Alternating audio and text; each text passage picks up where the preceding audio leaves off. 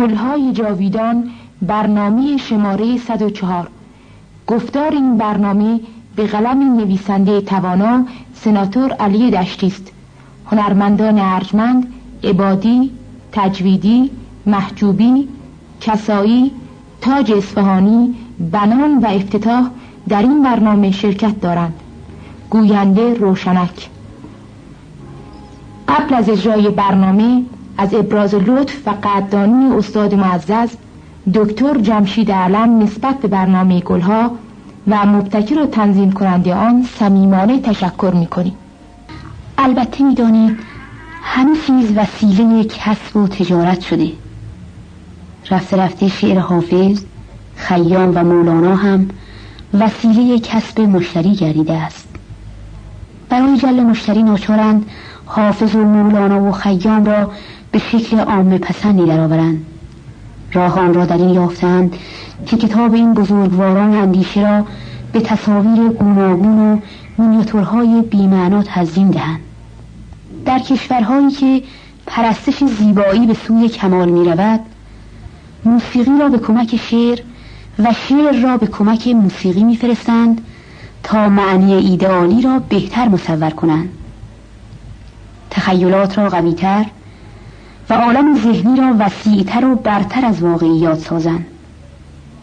این تصویرات بیروح، بیحال، بیکیفیت و فاقد هر گونه الهامی که اخیراً معمول گردیده است، اثر معکوس کرده و مفاهیم بلند پرواز گویندگان بزرگ را پایین می آورد. گاهی یک معنی فاخر و دقیق را به صورت معامله چند متر چیت بازاری و مبتذل می کنند.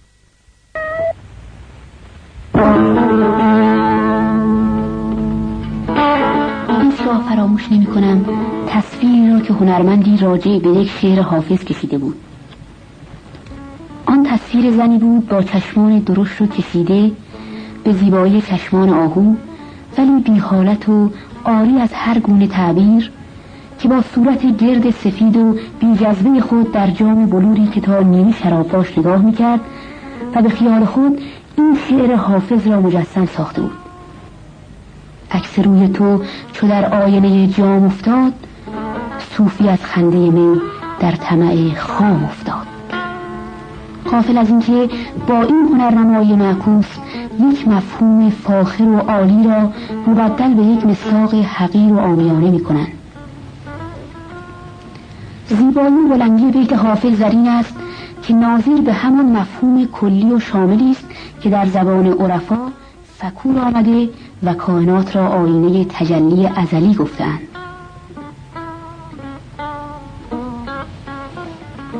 نهایت طبع ظریف و پر از تصور حافظ آن مفهوم فلسفی را به شکلی درآورده است که از بیت دوم همین غزل به خوبی مستفاد می شود.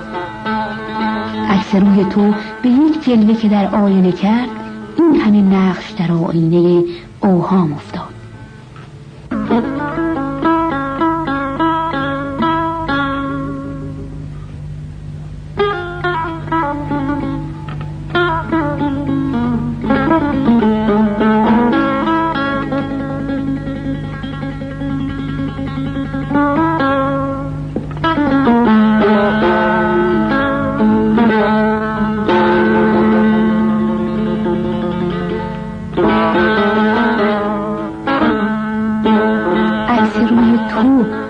جلوه که در آینه کرد، این همین نقش در آینه اوهام افتاد.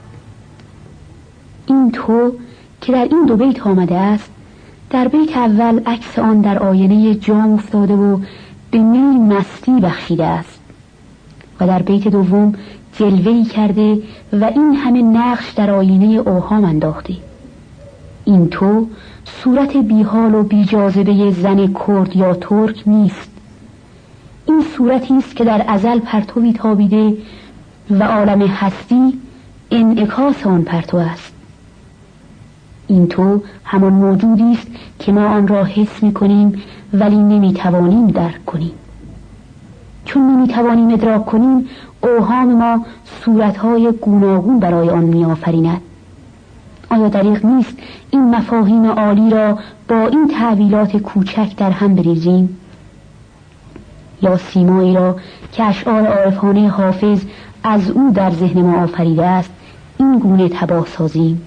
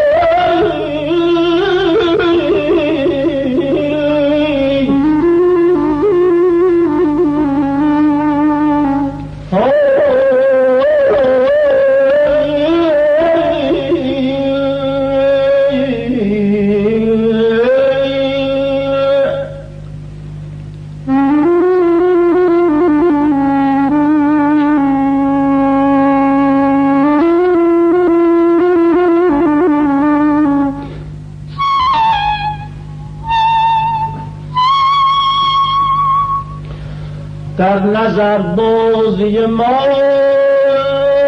بی خبران حیران،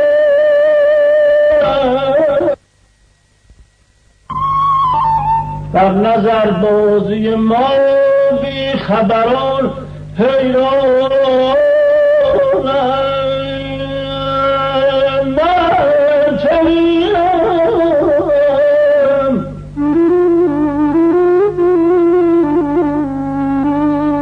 من چنینم که نمودم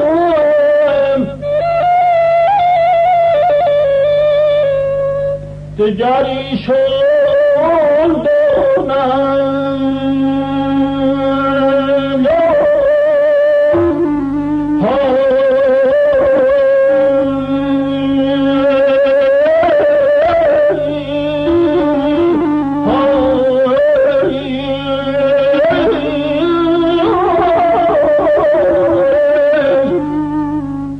من چنینم که نمونم دگر شدم یا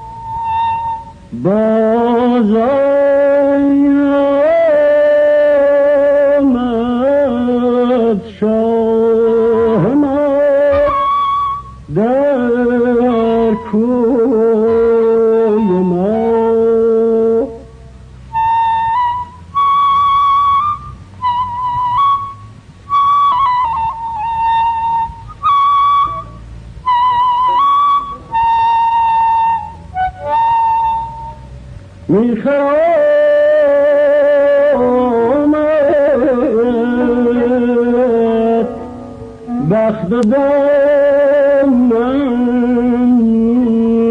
کشد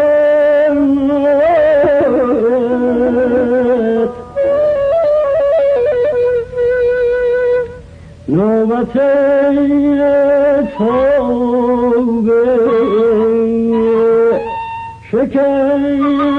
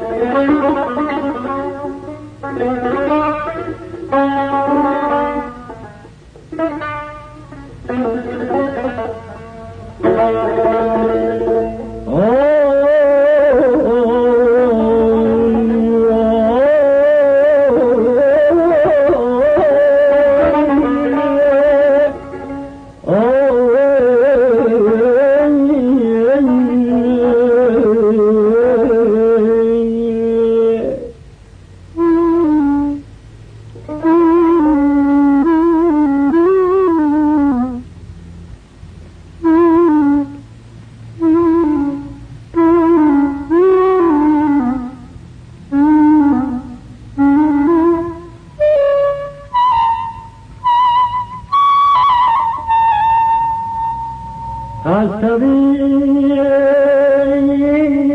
آمد به دارو کردن گفت چاره ای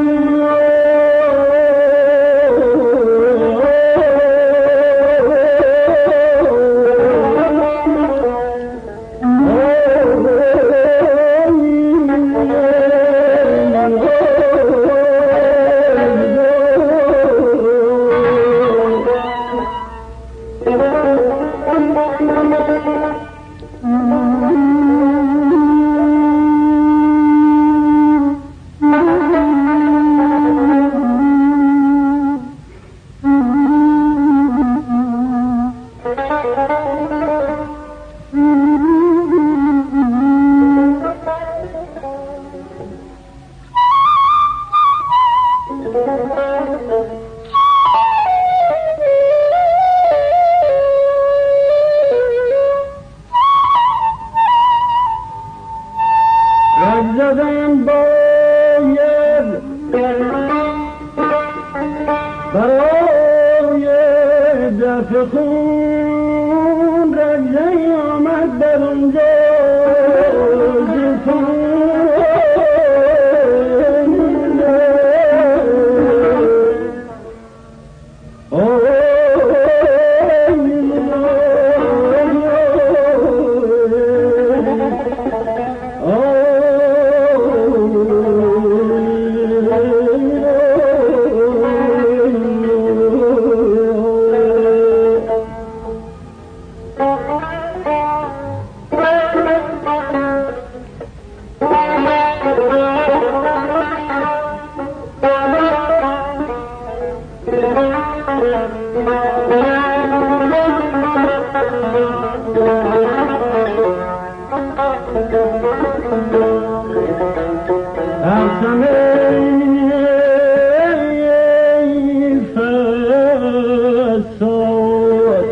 اگر تسلیم کنی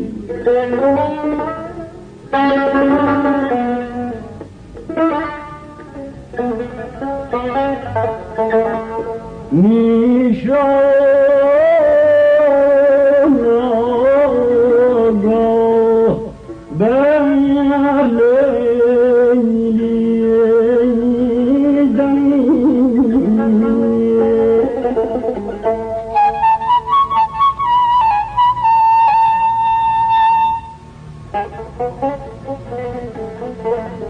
ترسم این فساد اگر فستم کنی تیغ را ناگاه بر لیلا زنی. من کیم لیلی و لیلی کیست؟ من کیم لیلی و لیلی کیست من؟ هر دو یک روحیم اندر دو بدن. هر دو یک روحیم اندر دو بدن.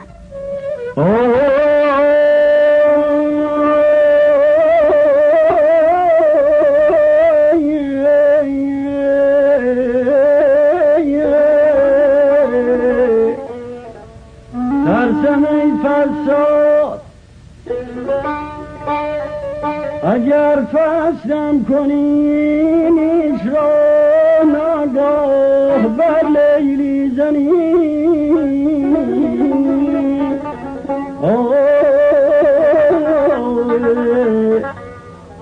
من کیم لیلی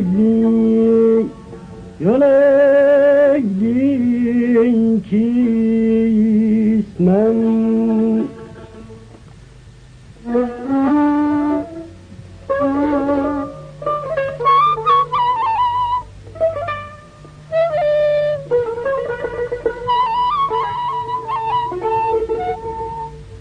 ما یکی